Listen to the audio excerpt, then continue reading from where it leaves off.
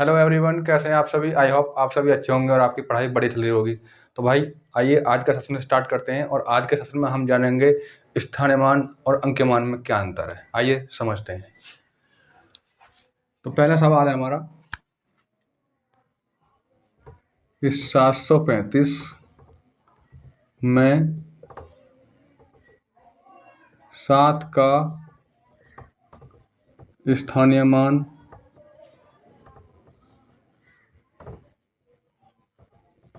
व अंक्यमान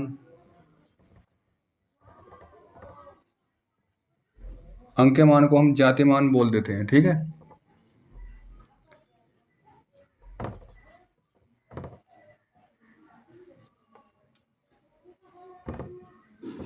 का जोड़ होगा।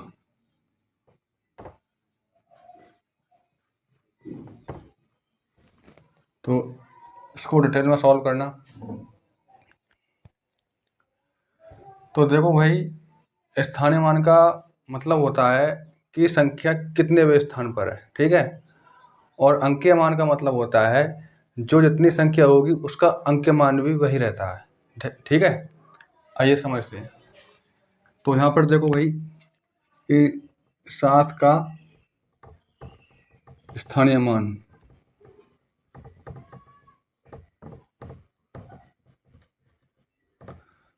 तो 7 का स्थानीय मान होगा 700, ठीक है। इस तरीक़ा से हम देखते हैं कि इकाई दहाई सैकड़ा, ठीक है। तो 7 जो उस सैकड़ा यानी कि 100वें स्थान पर है, ठीक है। 7 का स्थानीय मान 700 और 7 का अंकीय मान 7 का अंकीय मान होगा 7, ठीक है। अब यहाँ में देखो पूछ क्या रहा है इसमें कि इन दोनों संख्याओं का जोड़ क्या होगा, ठीक है। तो ये कीवर्ड है, तो इनका जोड़ होगा हमारा 707। यही हमारा राइट आंसर होगा।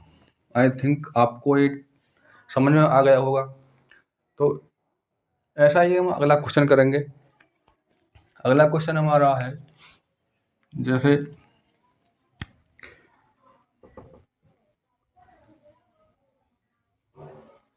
675 में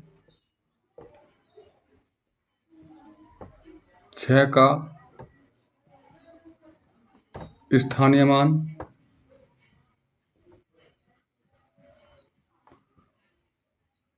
व 7 का अंकीय मान में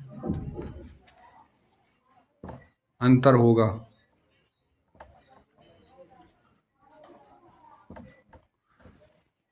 करना भाई इसको सॉल्व।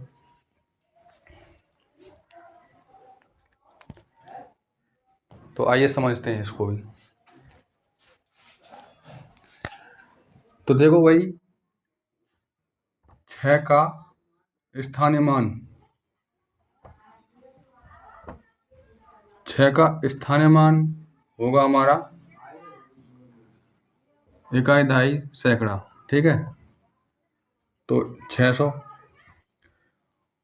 और मैंने आपको बताया कि अंकीय मान वही रहता है जितनी उसकी संख्या होती है, ठीक है। जैसे यहाँ पर 7 का अंकीय मान 7 ही होगा, तो 7 का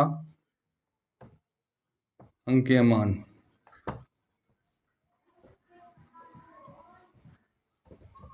ठीक। अब पूछ क्या रहा है इसमें कि इसका अंतर क्या होगा। अंतर का मतलब होता है घटाना, ठीक है। तो ये होगा हमारा 593 इसका अंतर, ठीक है। तो यही हमारा राइट आंसर होगा। बढ़ते हैं हम अपने अगले सवाल पर।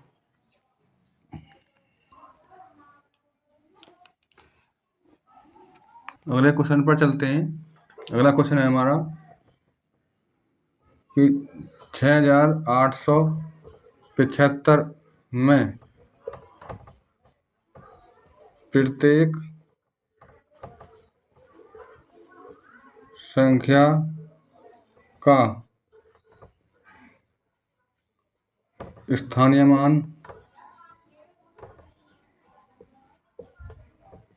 होगा। करना भाई इसको सॉल्व।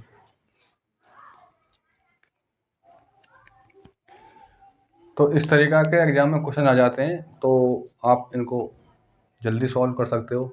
तो मैं आपको देखो इसे फुल डिटेल में बताऊंगा कि ये कैसे कैसे आते हैं, ठीक है। तो यहाँ पर देखो भाई, ये 5 हमारा इक्याईवें स्थान पर है, और ये 2.5वें स्थान पर है, और ये सैकड़ा और ये हज़ार, ठीक है। तो यहाँ पर देखो 5 का जो अंकीय मान होगा हमारा, वो होगा हमारा 5 गुणा 1, ठीक है। तो 5 का स्थानीय मान 5 होगा। अब यहाँ पर देखो 7 हमारे कितने स्थान पर है, तो ये 2.5वें स्थान पर है, तो 7 की गुणा हम 10 में करेंगे, तो ये होगा हमारे 7 का स्थानीय मान 70, और 8 का स्थानीय मान होगा हमारा 800, ठीक है। वो 8 गुणा 100, ठीक है। तो यहाँ पर 800 होगा, ठीक है। अब 6 का जो स्थानीय मान होगा, 6 का स्थानीय मान होगा भैया हमारा, तो 6 कितने स्थान पर है, तो ये 1000वें स्थान पर है, तो हम इसमें 1000 की गुणा कर देंगे, यानी कि 1000 की गुणा कर देंगे, तो ये होगा हमारा 6000। अगर एग्जामिनर आपसे प्रत्येक संख्या का स्थानीय मान पूछे तो आप इस तरीक़ा से निकाल सकते हो, ठीक है। तो 5 का जो स्थानीय मान होगा 5, 7 का 70, 8 का 800 और 6 का 6000, तो यही हमारे राइट आंसर होंगे, ठीक। बढ़ते हैं हम अपने अगले सवाल पर।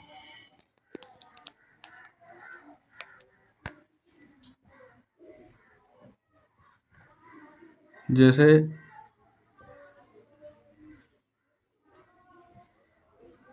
275 में 7 का स्थानीय मान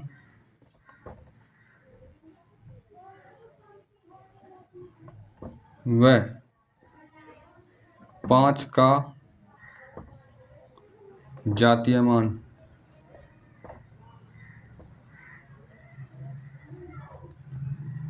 का योग होगा। योग का मतलब होता है जोड़। करना भाई इसको सॉल्व।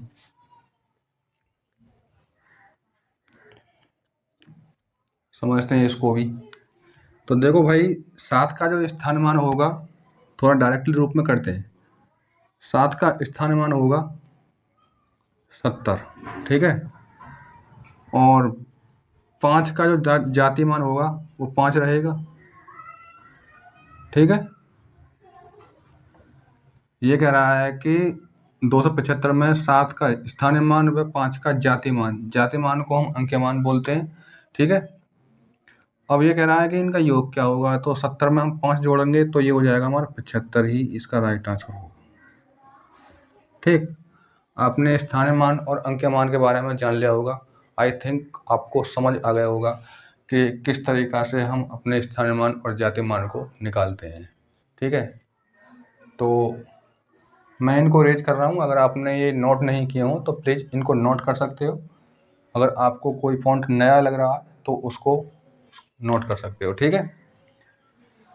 तो मैं करता हूँ इनको इरेज।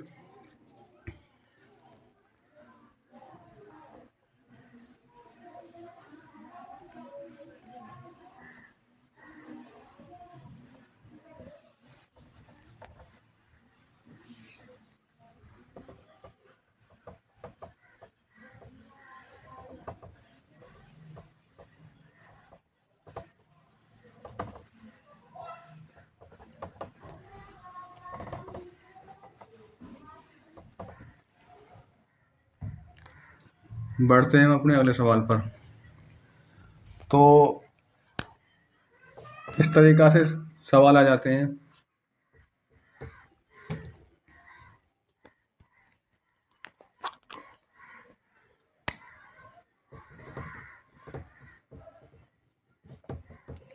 कि प्रथम 3 भाज्य संख्या का जोड़ होगा। करना भाई इसको सॉल्व, किस तरीक़ा से आप इसको सॉल्व कर सकते हो। तो आइए समझते हैं, और पहले हम भाज्य संख्याओं के बारे में जानते हैं।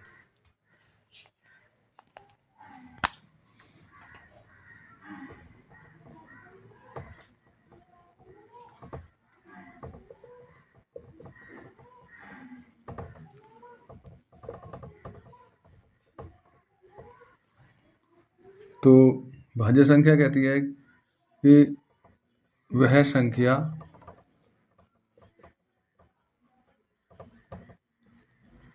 जिसके 2 से अधिक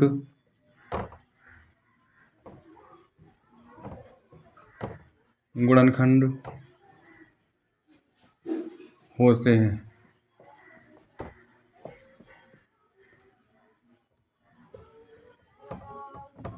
भाज्य संख्या कहलाती है।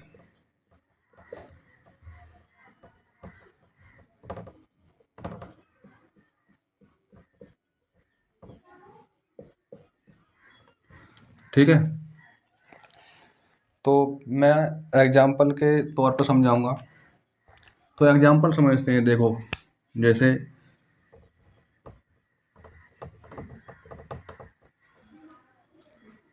प्रथम जो हमारी भाज्य संख्या होती है वो होती है 4। ठीक है, अब ये कह रहा है कि वह संख्या जिसके 2 से अधिक फैक्टर होते हैं, यानी कि 2 से अधिक गुणनखंड होते हैं, तो वो संख्या भाज्य संख्या कहलाती है। जैसे कि 4 है, 4 हमारी सबसे छोटी भाज्य संख्या है। अब यहाँ पर देखो 4 के हम फैक्टर करेंगे तो 4 अपने आप में स्वयं से कट रही है, और 4 2 से भी कट रही है, और 4 हमारी 1 से भी कट रही है। ठीक है, तो ये हमारे 2 से अधिक फैक्टर हो गए। 2 से अधिक फैक्टर होने के कारण हमारी संख्या भाज्य होगी। दूसरी संख्या जैसे हमारी 6 है। ठीक है, तो 2 से अधिक फैक्टर दिखाने हैं हमें। तो यहाँ पर देखो भैया, ये अपने आप में स्वयं से कट रही है, और 3 से कट रही है, और 2 से कट रही है, और 1 से कट रही है। ठीक है, इसका मतलब ये हमारी भाज्य संख्या होगी।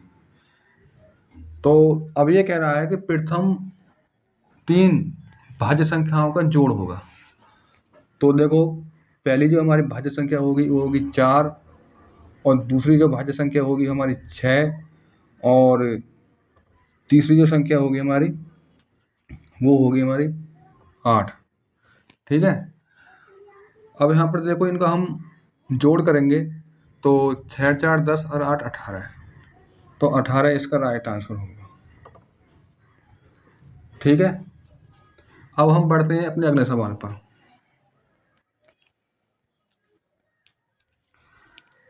अगला सवाल हमारा ऐसा आ जाए कि प्रथम 2 प्राकृतिक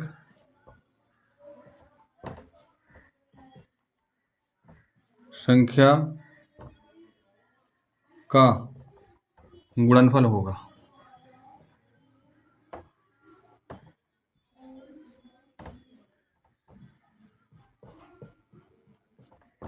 इसको सॉल्व करते हैं। तो सर्वप्रथम आपको पता होना चाहिए कि प्राकृतिक संख्या हमारी कौन कौन सी होती हैं। ठीक है, और प्राकृतिक संख्या को हम नेचुरल नंबर बोलते हैं। तो प्राकृतिक संख्या हमारी 1 से स्टार्ट होती हैं, 1 2 3 4 5 6 डॉट डॉट डॉट इनफाइनाइट। अगर आपसे कोई पूछने लग जाए कि सबसे छोटी प्राकृतिक संख्या क्या होगी, तो सबसे छोटी प्राकृतिक संख्या हमारी 1 होगी, और सबसे बड़ी प्राकृतिक संख्या, जो संख्या सबसे दूर होगी, वो सबसे बड़ी संख्या होगी। कहने का मेरा मतलब ये है कि इनफाइनाइट। ठीक है, इनफाइनाइट हमारी उस संख्या को दर्शाती है जिसका कोई अंत नहीं होता है। ठीक है, तो जो सबसे दूर वाली संख्या क्या होगी, हमारी प्राकृतिक संख्या होगी, और सबसे छोटी प्राकृतिक संख्या हमारी 1 होगी।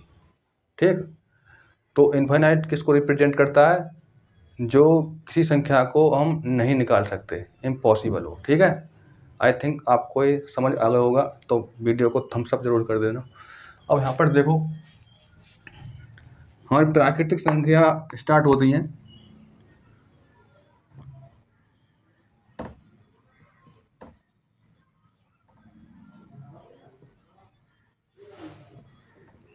वो स्टार्ट होती है हमारे 1 2 3 4 5 डॉट डॉट डॉट इनफाइनाइट।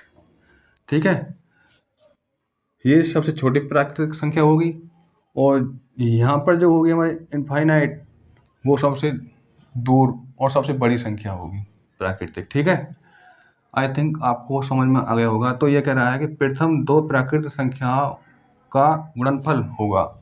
ठीक है, तो प्रथम 2 प्राकृतिक संख्या कौन कौन सी है हमारी, एक तो यहाँ पर 1 होगी, और दूसरी जो प्राकृतिक संख्या होगी हमारी 2। अब पूछ क्या रहा है कि इनका गुणनफल क्या होगा। ठीक है, तो 1 की गुणा हम 2 में करेंगे, तो 1 दूनी 2, 2 इसका राइट आंसर होगा, और ये ही इसका गुणनफल होगा। आई थिंक आपको समझ में आ गया होगा। तो हम धीरे धीरे सारी संख्याओं को जानेंगे। ठीक है, बस आप पैसेंस बनाए रखना, और आप जल्दबाजी नहीं करना किसी भी चीज़ को सीखने में। तो अब हम बढ़ते हैं अगली संख्या पर, और आपको पता होना चाहिए कि पूर्ण संख्या कौन सी होती है। तो यहाँ पर देखो भाई,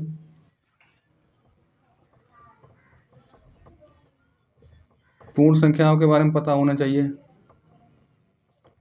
ठीक है, अब पूर्ण संख्या को हम होल नंबर बोलते हैं, जिसे हम डब्ल्यू से रिप्रेजेंट करते हैं। तो इसमें क्या होता है कि 0 में हम प्राकृतिक संख्या ऐड कर देते हैं, तो वो संख्या हमारी पूर्ण संख्या बन जाती है। जैसे कि 0 1 2 3 और 4 5 डॉट डॉट डॉट इनफाइनाइट। आपसे कोई पूछने लग जाए कि सबसे छोटी पूर्ण संख्या क्या होगी, तो कहना 0, और सबसे बड़ी प्राकृतिक क्या होगी, तो सबसे बड़ी पूर्ण संख्या हमारी इनफाइनाइट होगी। कहने का मेरा मतलब होता है कि इसको हम नहीं वेरीफाई कर सकते कि सबसे बड़ी पूर्ण संख्या कौन सी होगी। ठीक है, तो वो जो मतलब वेरीफाई जो करता है वो इनफाइनाइट करता है, जो इसका मतलब होता है अपरिभाषित, जिसका कोई अंत ही नहीं है। ठीक है, तो उसे हम इससे रिप्रेजेंट करते हैं। और वो पूछने लग जाए एग्जामिनर से बनने वाले प्रश्न को कि प्रथम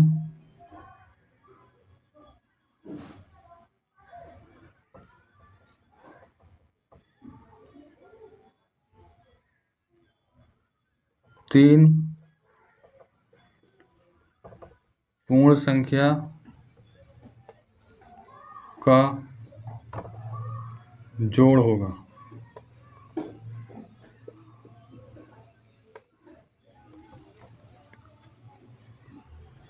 प्रथम 3 पूर्ण संख्या करना भाई इसको सॉल्व। तो यहाँ पर देखो, प्रथम 3 पूर्ण संख्याओं के बारे में हम जानेंगे, और उनका जोड़ क्या होगा उसको भी जानेंगे। यहाँ पर देखो, तो ये हमारी प्रथम 3 पूर्ण संख्या होगी। तो 0 प्लस 1 प्लस 2, तो 2 में हम 1 जोड़ेंगे 3 होगा, 3 में 0 जोड़ेंगे तो 3 ही आएगा। ठीक है, ये ही हमारा राइट आंसर होगा। ठीक है, आई थिंक ये चीज़ें आपको समझ में आ गई होंगी, तो वीडियो को लाइक कर दीजिए। अब हम बढ़ते हैं अपने अगले प्रश्न की तरफ।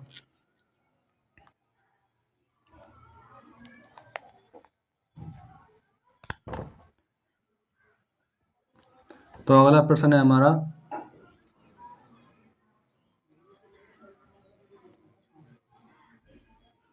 कि प्रथम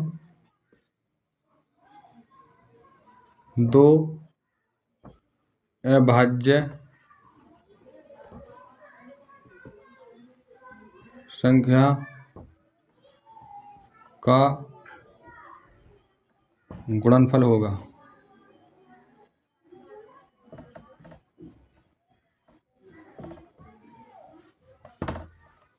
करना भाई इसको सॉल्व।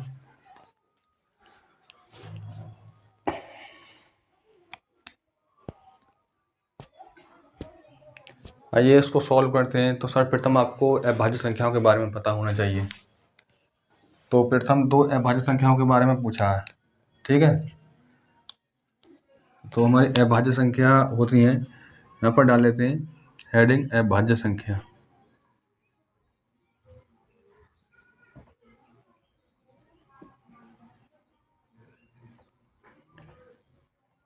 अभाज्य संख्या हमारी वो होती हैं जिसके केवल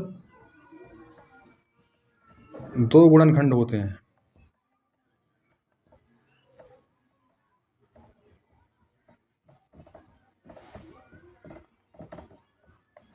अभाज्य संख्या कहलाती है।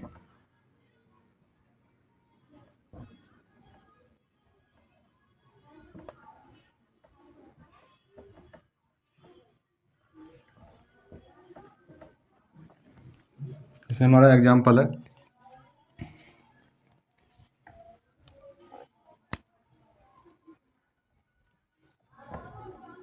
सबसे छोटी अभाज्य संख्या होती है हमारी दो दुनिया जहाँ में ऐसी अभाज्य संख्या है जो अपने आप में सम है और सबसे छोटी अभाज्य संख्या है। उसके अलावा कोई ऐसी संख्या नहीं है जो सम हो, ठीक है। एक इकलौती ऐसी संख्या है जो अपने आप में सम है और सबसे छोटी अभाज्य संख्या है, ठीक है। तो यहाँ पर देखो ये सबसे छोटी अभाज्य संख्या कौन सी होगी हमारी 2, उसके बाद 3 और उसके बाद हमारा 5। अब ये कह रहा है जिसके केवल 2 फैक्टर हों।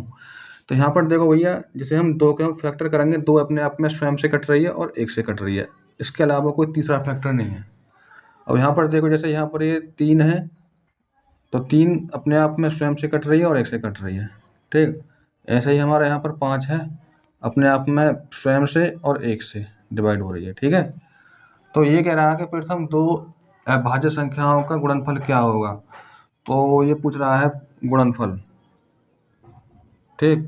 अब गुणनफल का मतलब होता है जब हम किसी संख्या की हम मल्टीप्लाई कर देते हैं और मल्टीप्लाई करने पर जो हमारा आंसर होता है उसे हम गुणनफल बोलते हैं, ठीक है। तो ये हमारा हो गया, पहली जो संख्या होगी हमारी अभाज्य 2 और गुणा, और दूसरी हमारी अभाज्य संख्या होगी 3, और जैसे ही हम इनकी मल्टीप्लाई करेंगे तो हमारा गुणनफल होगा 3 दूनी 6। इसका राइट आंसर होगा। आई थिंक आपको ये चीज़ें समझ आ गई होंगी। तो भाई वीडियो को लाइक कर दीजिए। अगर हमारे चैनल पर नए हैं तो चैनल को भी सब्सक्राइब कर लीजिए। तो आज की क्लास को हम यहीं पर एंड करते हैं, मिलते हैं अगली क्लास में। धन्यवाद। Thanks a lot.